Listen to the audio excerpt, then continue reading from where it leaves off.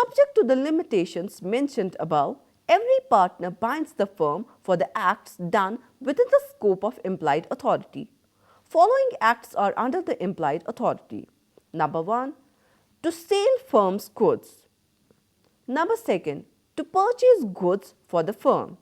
Number 3, to accept any payment of debts due to the firm. And number 4, to engage and discharge employees. In a trading firm, one which carries on business of buying and selling goods, a partner has the following additional powers. Number 1, to borrow money on the firm's credit and to pledge the firm's goods for that purpose.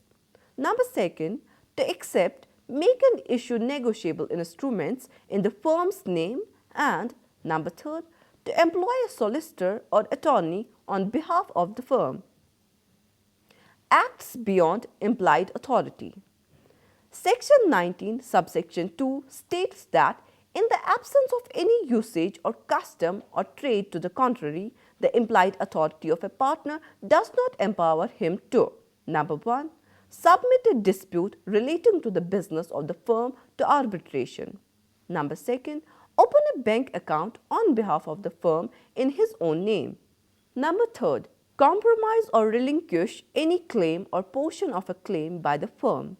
Number 4, withdraw a suit or proceeding filed on behalf of the firm. Number 5, admit any liability in a suit or proceedings against the firm. Number 6, acquire immovable property on behalf of the firm. Number 7, transfer immovable property belonging to the firm. And number 8, enter into a partnership on behalf of the firm. Extent of partners' liability. It is, however, open to the partners by means of an express contract to extend or limit the implied authority, but third parties will be bound by such limitations only when they have notice of such curtailment. All partners are liable jointly and severally for all acts or omissions binding on the firm, including liabilities arising from contracts as well as torts under Section 25. This is known as the liability of partners for the acts of the firm, but in order that an act done may be an act of the firm and therefore binding on the firm, it is necessary that the partner doing the act on behalf of the firm must have done that act in the name of and on behalf of the firm and not in his personal capacity.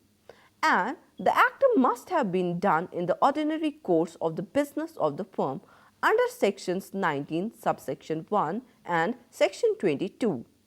Liability of the firm for torts.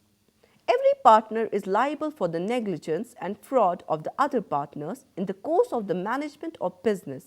A partner binds the firm if he acts as an agent for it.